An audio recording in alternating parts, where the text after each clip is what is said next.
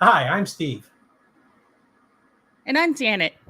We're with Fleming Originals. So we're going to talk today about Glowforge's announcement about the spark.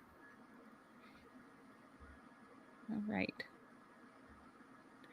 I don't think that is working, Steve. Do you see that? See what?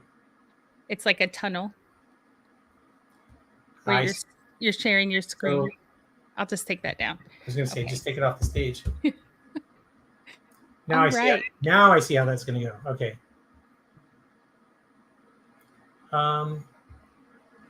Hi, Jess. Thanks for Howdy. coming. How are you?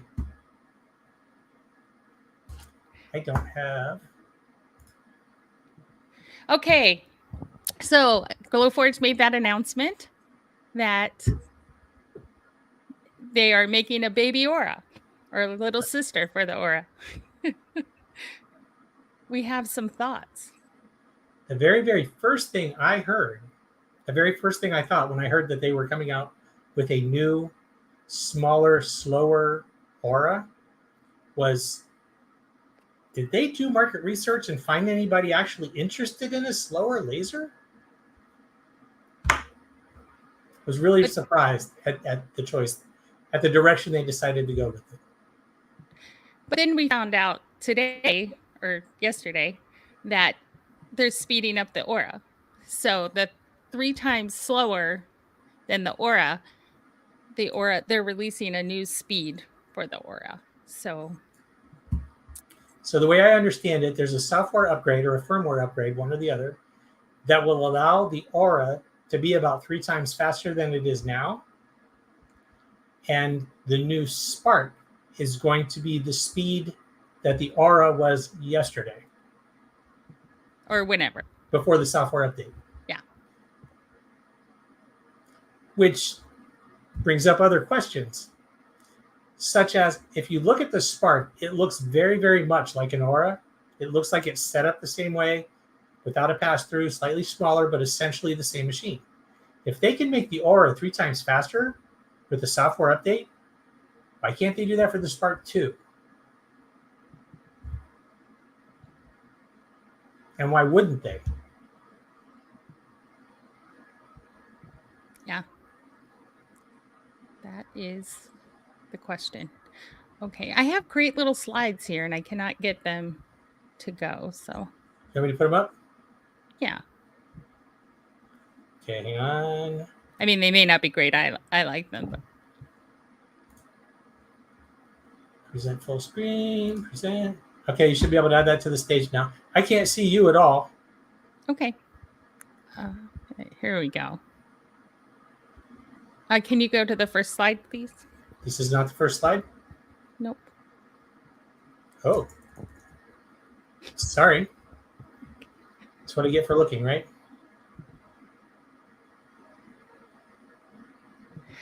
So Jess asked, what do they mean they're updating the speed? So apparently, because everything is connected, they can go in and make changes in the machines. And so they're rolling out a speed update for the Aura. So when it says that the Aura is 3 times faster, it's 3 times faster now or in the coming days. Whereas the Spark will have the original Aura speed. So it isn't going to be slower than the Aura. It's going to be the same speed as the Aura when it came out, which is terribly slow. But and 3 times the speed of the Aura is still not going to be very fast. But we haven't tried it, but we're looking forward to 3 times the speed. Although I strongly suspect that when it comes to actually cutting, it's not going to make a very big difference, because the speed limitation there is the 6-watt diode laser, not how fast the machine actually moves. Right. So we're not sure if that just means that the laser box is going to move faster, or if they've really increased the speed. We're hoping. We found out we're getting ready for a craft show, so we're not sure. We haven't tested it. But, okay, you want to go to the next slide? So here are the differences. don't know if I can take off that banner. If anyone knows how to take off the banner, please let me know. I wish there was a no banner. But okay.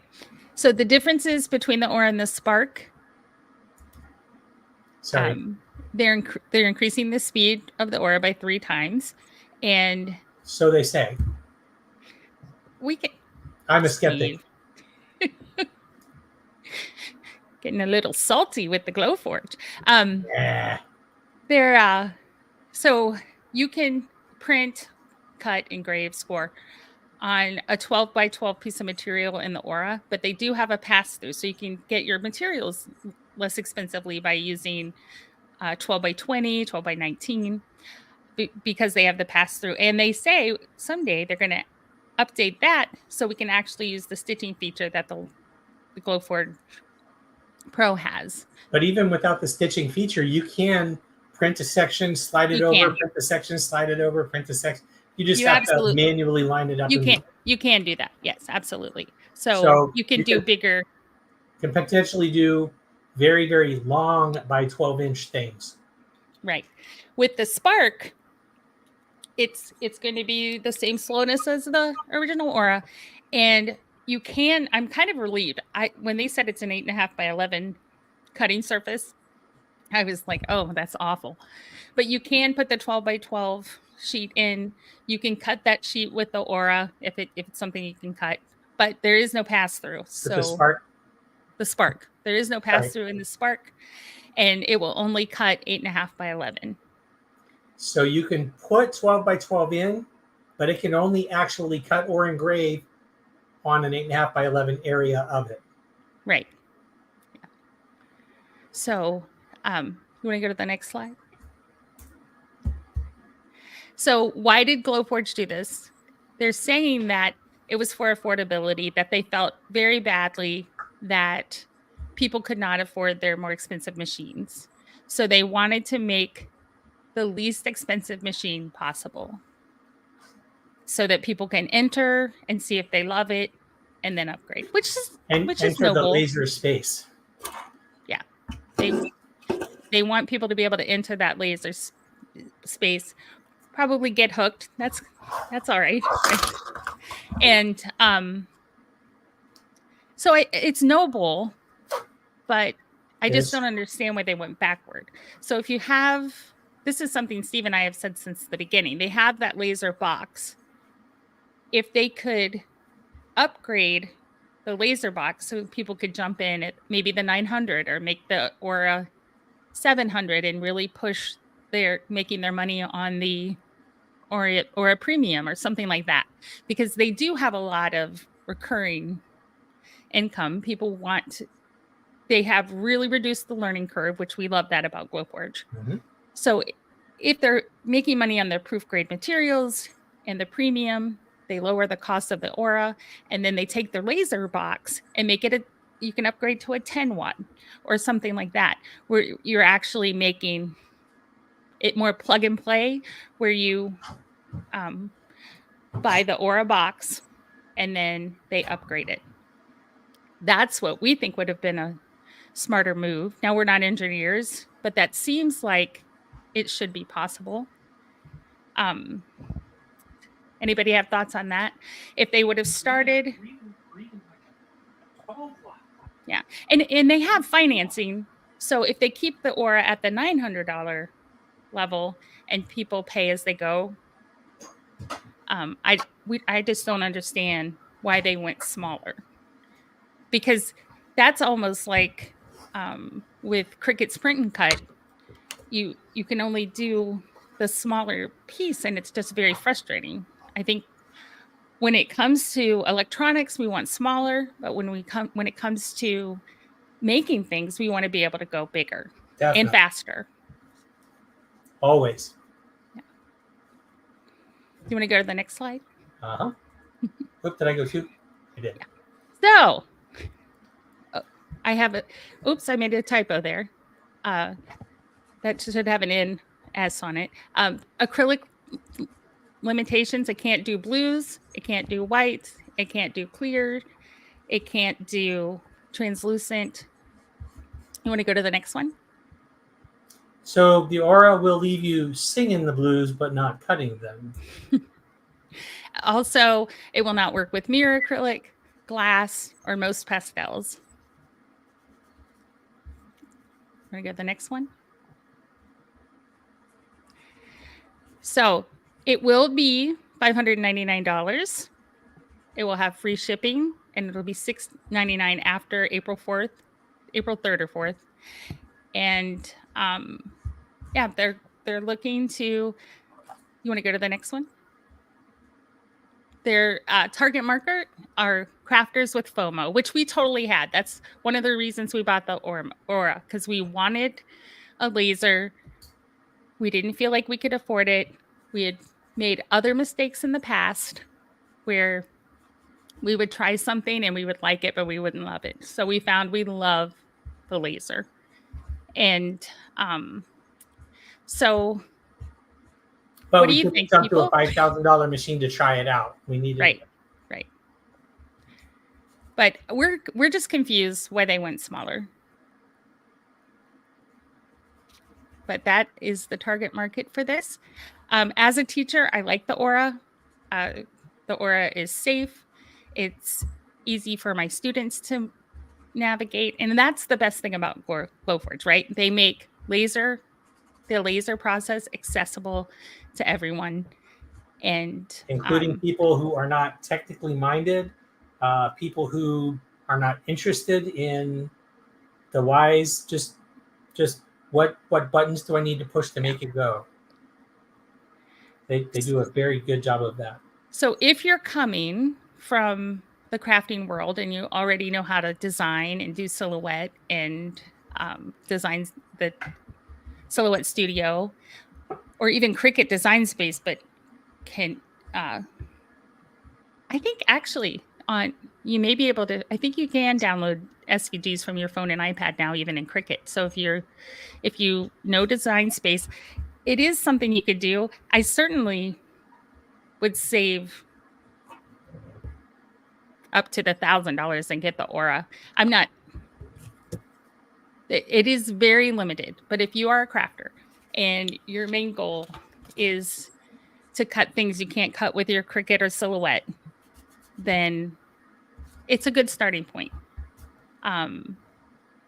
There are so many limitations, and that's such a small area. I just don't think $700, the difference between $700 and $1,100 for what you lose is worth it. So I was listening to an influencer talk about their preview of the Spark, and one of the things that she mentioned was kind of an interesting idea. She mentioned the potential portability of it. She said, you may be able to take this to craft fairs and things like that. Probably not, but you remember how people used to get together and do like Quilting scrapbooking bees, parties? scrapbooking, yeah. That potentially. Except the Wi-Fi issue. So you Because just have to everybody, get on your Wi-Fi. I mean, if you took one or two, you wouldn't like, I'll take your. But that's an idea. That's a good idea. Except it would have to be an all weekend crafting Well, event because yeah, because it everything takes so takes long so to cut long. anything. Yeah. So But yeah. potentially, I thought that was an interesting idea. So the main thing we use our Glowforge for are things that we don't want a lot of power for, and we want to make sure that we don't catch it on fire. So, because the power is so low that we can do our earring backs. We can put our logos on them, and we can do little bags and like muslin bags and things like that without worrying about having too much power. Figured out how to get rid of the banner. Oh, good. Yay. Okay. So what are your main takeaways, Steve? I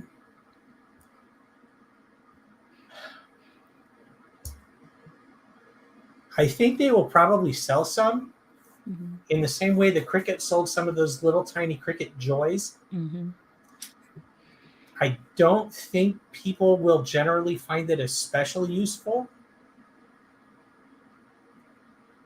But if people are where we were, where they kind of want to try out the laser space, don't have a lot of money to invest, $500 or $600 seems even more reasonable than $900.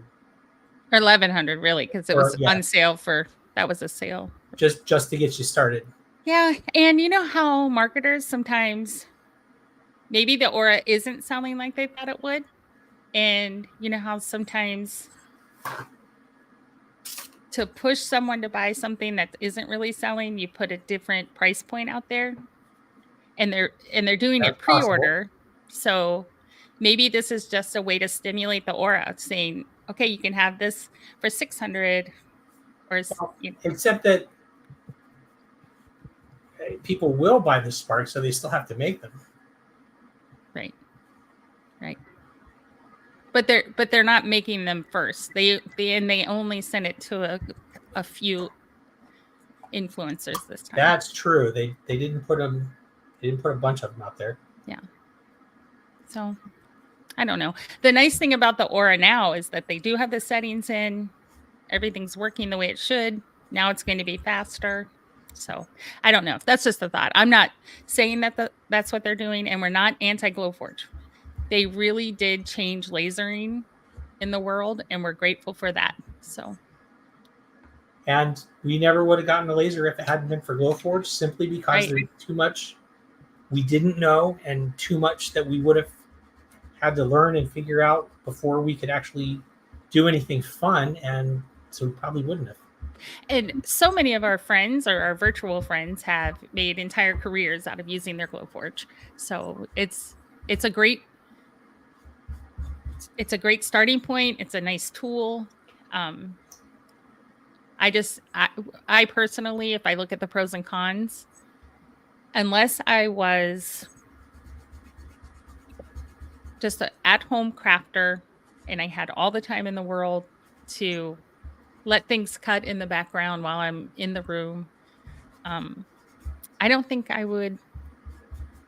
I don't think I would do it. Well, even at that, I probably still wouldn't, simply because that filter is so loud.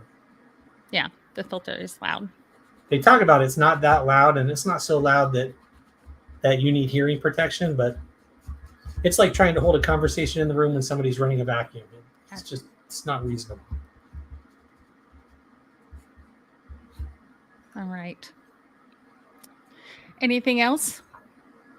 So, what about you? What are your main takeaways? What are your primary thoughts? Which do you think? Gosh, what am I trying to ask? Do you think the Spark will sell? Do you think there will be any consumer enthusiasm over it? Or do you think it's just something else to try to get people into the laser space so that they will go, gosh, this is pretty limited. I want an upgrade.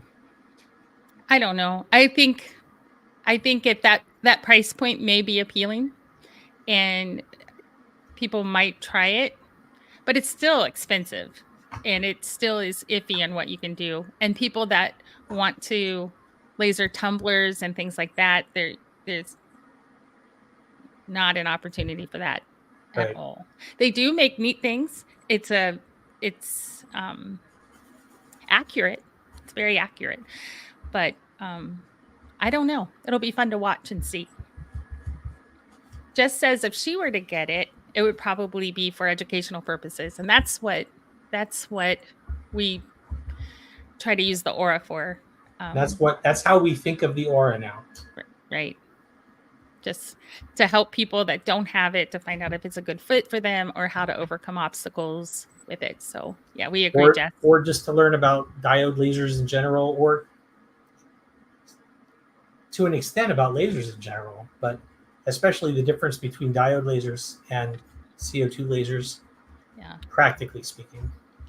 That's a question a lot of people have, Steve. You've looked into lasers. Do you think you could succinctly explain the difference between different lasers to help in All right. not such a technical way that Sure. Our brains So, don't go no, so a diode laser is basically it's generated the same way as the laser in like a CD player. It's the same kind of laser, in fact. There's like a little circuit board, series of chips that basically generate the signal that generates the light. With the CO2 laser, and that's a DC excited or RF excited CO2 laser, there's actually a tube that has CO2 gas in it. And when that gas is excited, it starts generating light. And the way they have it engineered and the way they have it set up, these particles of light bounce, or these waves of light bounce back and forth inside the tube. And when they generate enough density, they will bounce out one end through it's kind of like a partially obscured mirror. So there's a mirror at both ends. One end always bounces off of. The other end, when it's powerful enough, it'll bounce through. And that's the beam. And they have it all engineered so that the light is coherent. And without getting too technical, basically the light bounces back and forth inside that tube until it's strong enough and synced enough to bounce out of the tube. And then it'll go wherever it's directed and it'll cut stuff. Applying more power will generate a more powerful light, and a more powerful light will cut thicker things, score darker, cut deeper, whatever. So that would be the wattage. So a 30 watt versus a 40 watt. Right. And then with the diode, if you could go back and. So with the diode, think about like your LED light bulb. It is vastly simplified, but it's generally speaking the same technology. Your LED light bulb is a light emitting diode. So it's a diode that's generating the light. The big difference is in the way the light is limited in its bandwidth. Mm-hmm. In other words, so when you look at a rainbow and you see different colors, those are actually different frequencies of light. Right. Below the rainbow and above the rainbow, there's a lot more light that we just can't see. Okay. And we call it radio. Okay. So that is how the diode works. Very generally, very basically. Well, versus both of so generally speaking, the diode is on the blue end of the spectrum, and the CO2 lasers are on the other end of the spectrum. Okay. Yeah. And that's the main difference in why the diode can't cut blue things, has trouble with clear things, and the CO2 laser doesn't care. Does that make sense? That makes sense. Sort of. Did it? Yeah. Well, again, trying to not get technical. I know. Trying to figure out how to describe it. So for me, I think this. I'm sorry. Go ahead. I didn't mean to. I was just going to say, my description was incredibly simplified. Well, it's a complicated thing. Now, in that, to even have one in your home, that's pretty cool. And even a small one. Now, I remember when I was a kid, they were debating on whether lasers would ever actually be powerful enough to cut something. Yeah. So I would say, for me personally, having children and students, you could get a much more powerful laser off of eBay or Amazon, but those don't come with any protection for vision. I personally would run from that, and I would pay the $5.99 if those were my options. But I would look at other companies also and see what they have that's more powerful. I don't understand why there's not at least a 10-watt diode laser in the Aura or the Spark. Again, I'm not an engineer, but that's the question I have. Bailey and Nick from Glowforge, they are trying to be really fair, and like they have there's a live on YouTube you may want to watch, and they go through and talk about the limitations. I mean, they come up short saying it can't do this. They'll say it's hard for it to do it on some of the things that it won't, but that's their job, right? Their job is to sell it. They're very nice people, and Bailey's great and energetic, and sends out the best emails. So there's a lot of good things about Glowforge. I think that this would just be a pass for us. All right. Yeah, I can't imagine adding another laser without gaining capability. Yeah. And there's absolutely no way at all, except possibly portability, that the Spark has any advantage over the Aura. And if it were me, I wanted that basic Portability? Okay. Affordability. Someone just had a comment. These are good. And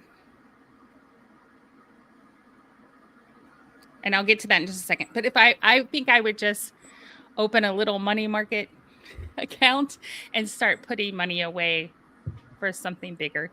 At least the Aura. Not that that's bigger, but or an X tool. Let's look at this. All right. So it's just the upgrade is on engraving only. Painful. But that's good because that's where it was very, very slow. But yeah, not the cutting or scoring. That was one of the places Thanks, that was Nate. really slow. Yeah. Thank you, Nate, for the clarification. That is good information.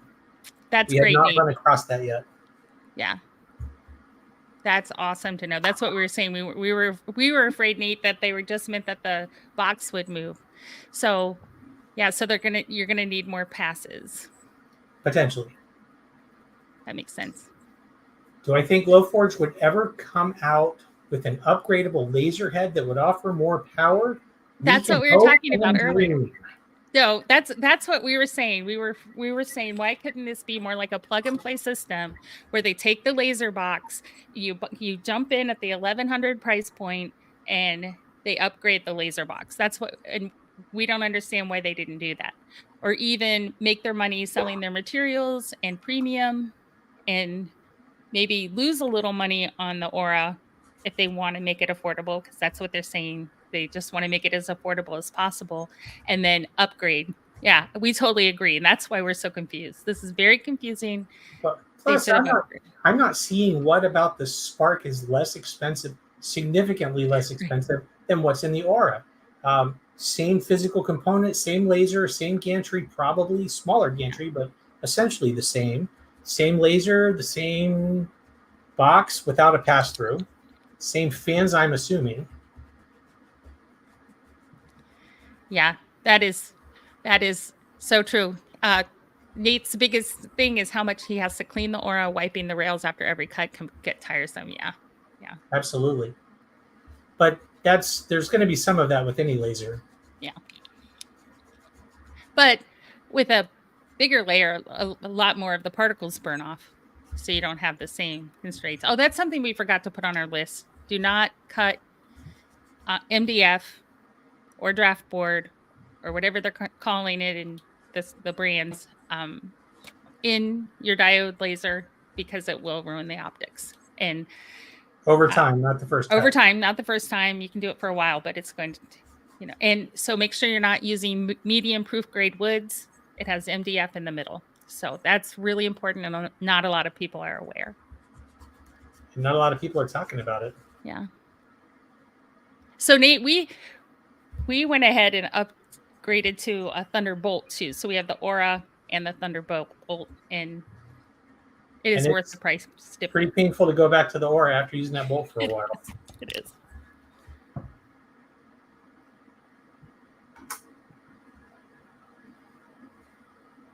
Yeah, stay away from add more to that, Nate, because do you mean stay away from the personal filter because it's expensive, or because if you use MDF, you're going to ruin your filter too? Tell us more.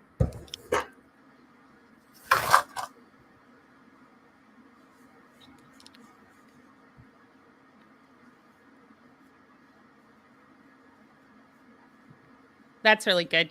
Yeah. Nate wants to upgrade, and he's doing small crafts and craft shows to save up. That's good.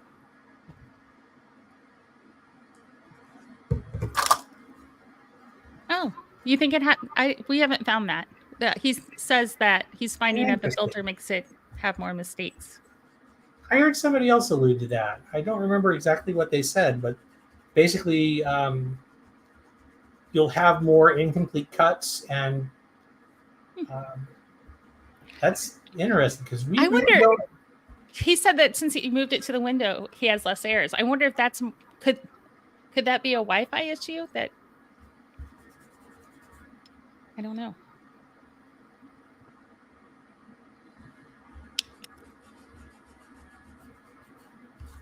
Ah, Jess says, "Oh, that's the same with the bigger machines. Laugh out loud. Not fun having to clean the bed after using MDF." Yeah. Well, I think the difference though is cleaning the bed after using MDF versus degrading your optics and your laser doesn't work anymore. Because the CO2 lasers will burn off the particles, so it doesn't ruin the optics. But oh, okay. Nate says it overheats faster with the filter. So I guess we haven't. I mean, when we first started off, we were going great guns on the Aura, but since we got the Thunder, we really haven't. Yeah, the filter fills up. It is a pretty small filter, and it's pricey. Do you use an inline fan, Nate, or do you just vent?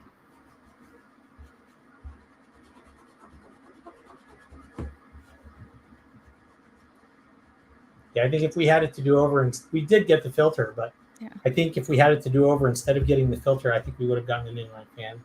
Yeah, but I'm glad we had the fan. Okay, so you don't have the fan just out the window. So do you do acrylic? Because that's what did us in. That's why we bought the filter. The acrylic smells so bad. So, and then when we figured out how to manually, okay, yeah. Nate does mostly wood. If we were doing wood, we wouldn't have the filter either. But the acrylic smelled so bad. It hurt our throats. It hurt our lungs. Yeah. It gave us headaches. After a few cuts, we couldn't breathe. Yeah, acrylic is so slow. You're right. Yeah, so that's the other thing. Acrylic being so slow, and what are crafters wanting to make? They're going to want to make Stanley Cup lids. They really want to do tumblers. That's not an option. They want to do, they want to do those kind of things that are acrylic.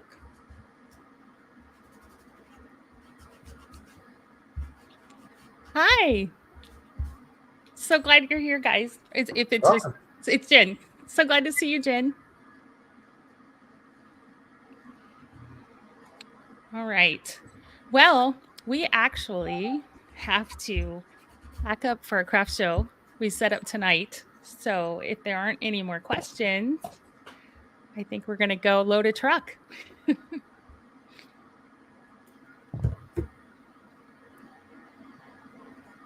Thank you. All right. Thank you, Nate. Thank you.